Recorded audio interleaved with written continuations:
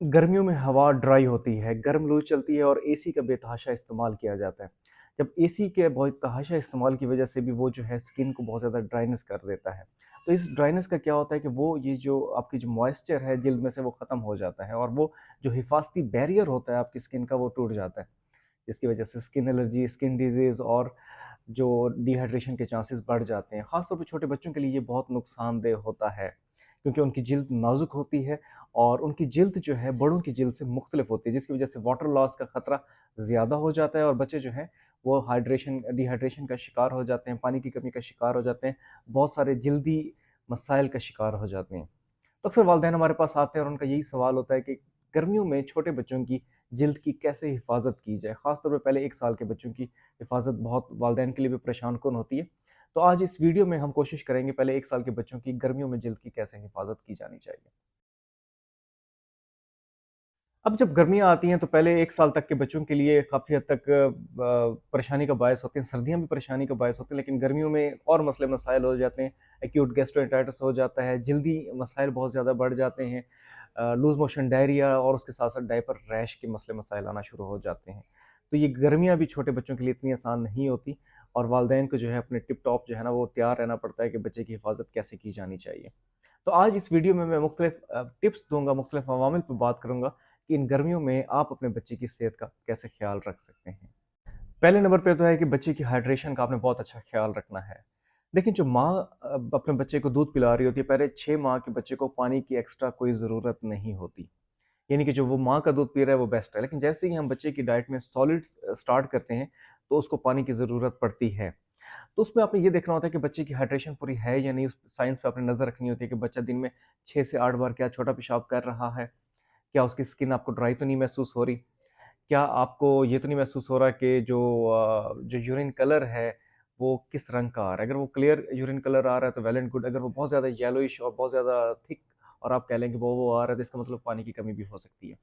इसके अलावा मुख्तलिफ साइंस पे आप देख सकते हैं कि लिप्स उसके ड्राई फ़ील हो रहे हैं, म्यूकोज़ा उसका ड्राई फ़ील हो रहा है, स्किन आपको खुश्क महसूस हो रही है या पेशाब वो दिन में बहुत कम कर रहा है, यानी कि 6 से 8 बार की बजाय दिन में उसने 1 या 2 पेशाब किए। तो ये सारी चीज़ें निशानी है कि बच्चा जो है ना डिहाइड्रेशन का शिकार होता जा रहा है और ही नीड्स इमीडिएट केयर। इसके अलावा क्या वो एक्सेसिव थर्स्ट है, क्या उसको बहुत ज़्यादा प्यास वो वैसे महसूस होता है कि उसको बहुत ज़्यादा प्यास लगी है, या बहुत छोटे बच्चों में आप यहाँ पे सर पे हाथ लगा के देखेंगे तो वो हिस्सा दबा होगा। तो उससे उनको आइडिया हो जाएगा कि बच्चा जो है डिहाइड्रेशन या उसको पानी की कमी या नमकियात की कमी हो रही है।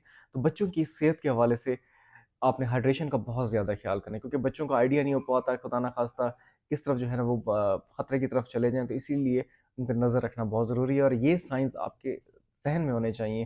ख़ास तौर पे यूरिन आउटपुट का, छोटे बच्चों के सर पे वो जो स्पॉट बन जाता है उसका, और वो थर्स्टी है या नहीं है, या वॉमिट्स वगैरह कर रहा है या नहीं कर रहा।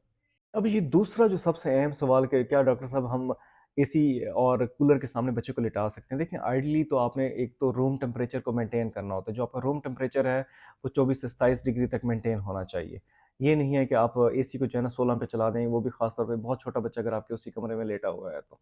24 टू 27 मोस्टली हम देखते हैं, गवर्नमेंट भी इश्तिहारात देती है कि 24 तक रखें थर्मोस्टेट को। दूसरा ये है कि आप फ़ैन चला सकते हैं, बहुत तेज़ ना चलाएँ।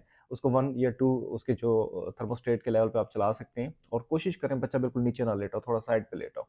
और इसी तरीके से एसी जो है वो मैंने पहले बताया कि ड्राइनेस प्रोड्यूस करता है, तो एसी के सामने आप बिल्कुल ना लेटाएँ बच्चे को। कमरे एसी की डायरेक्ट जो ब्लो है वो बच्चे के चेहरे पे नहीं जानी चाहिए। बच्चा थोड़ा कमरे के कोने पे या इस तरफ हो जहाँ पे बच्चे को एसी की हवा डायरेक्ट ना लग रही हो, और क्योंकि ये ड्राइनेस कर देता है आपकी जो बच्चे का नेज़ल म्यूकोज़ा अंदर से सुखा देता है, तो आइडियली जो है जब भी आप चलाएँ तो नॉर्सलाइन की ड्रॉप्स के कतरे उसके नाक में डाल के, ताकि वो जो उसका मॉइस्चराइज़र है वो होना चाहिए। तो एसी में लिटाया जा सकता है, लेकिन कमरे का टेम्परेचर आपने 24 से 26, 27, 28 तक ही रखना है, उसको 16 पे ना लेके जाएँ तो बेहतर रहेगा। तो जब आप एसी में बच्चे को लिटाते हैं तो आप अपने हाथों से बैक साइड से बच्चे के जो है ना चेक कर सकते हैं, चेहरे पे लगा के, पेट पे लगा के, टाँगों पे लगा के कि टेम्परेचर नॉर्मल है, सब ठीक है या नहीं। क्योंकि मोस्टली हम निकर या अपना शॉर्ट्स वगैरह पहना के बच्चों को लिटा रहे होते हैं, तो होता ये है कि वो उनके सही तरीके से वो कवर्ड भी नहीं होते। उनकी टाँगें और वो जो एक्सपोज़्ड एरियाज़ हैं, बहुत ज़्यादा ठंडे महसूस हो रहे होते हैं, अंदर वाला जिस्म गर्म महसूस हो रहा होता है। इस चीज़ का आपने ख़्याल करना है। आप अपने हाथ से पीछे बैक साइड से एक रफ़ आइडिया मैं आपको दे रहा हूँ, आप चेक कर सकते हैं। इसके अलावा गर्मियों में गर्मी दाने बेतहाशा निकलते हैं। होता ये है कि वालिदैन, क्योंकि उनको आइडिया नहीं होता, बच्चा जैसे ही पैदा होता है तो उसको बहुत ज़्यादा वो ढाँप के रख देते हैं और बच्चे जो है ना वो हीट रैश प्रोड्यूस करते हैं, गर्मी दाने उसको निकल आते हैं। तो उसका आइडिया ये होता है कि गर्मियों में आप कॉटन के कपड़े बच्चे के इस्तेमाल कर रहे हैं। कॉटन के कपड़ों का सबसे जो बड़ा फ़ायदा वो ये है कि हवादार होते हैं, हवा इजीली गुजरती है, वो ड्राइनेस प्रोड्यूस नहीं होने देते और बच्चा का जो एक थर्मोस्टेट अंदर का जो टेम्परेचर होता है वो नॉर्मल रहता है। तो कॉटन के कपड़े पहनाएं, बच्चों की सेहत का ख्याल करें। और डायपर रैश बहुत ज़्यादा होता है। डायपर रैश की मैंने अलग से वीडियो बनाई हुई है जिसमें आप उसमें मैंने ये बताया था कि जब बच्चा पीछी पॉटी कर लेता है, आपको पता होता है घंटा 2 उसने नहीं करनी, तो आप उसको रिलैक्स खुला भी छोड़ सकते हैं। नीचे आप कोई शीट वगैरह बिछा दें, कोई इतना इश्यू नहीं होता। तो वो नहीं तो कॉटन के भी डायपर्स आते हैं, उसपे भी अलग अलग से वीडियो है। और रात को हाँ, बच्चे को कॉटन डायपर में आप नहीं सुला सकते, तो फिर वो जो हमारे कमर्शियली अवेलेबल हैं डायपर्स वगैरह आप पहना सकते हैं। और अक्सर सवाल होता है कि बच्चे को पानी कितना देना चाहिए। देखिए, जो मैंने पहले कहा कि 6 माह से बड़े बच्चे को आप पानी दे सकते हैं, उसकी ज़रूरियात के हिसाब से होता है। जब भी आप सॉलिड्स वगैरह देते हैं, उससे पहले थोड़ा-सा आप उसको पानी पिला दें।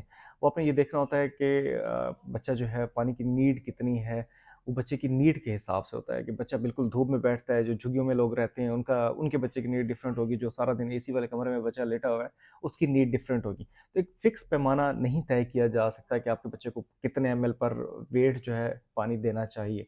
लेकिन 6 माह तक तो माँ के दूध तब पानी की ज़रूरत नहीं होती। 6 माह के बाद जब वो सॉलिड शुरू करता है, पानी की ज़रूरत होती है और हमेशा थोड़ा बहुत तो उसको पानी सुबह, दोपहर, शाम चुस्कियाँ दे देनी चाहिए। वालिदैन का एक और बहुत बड़ा सवाल कि गर्मियों में धूप में छोटे बच्चों को बाहर लेके जा सकते हैं या नहीं? देखिए, बच्चों को बाहर लेके जाने में कोई इतना ऐसा इश्यू नहीं है।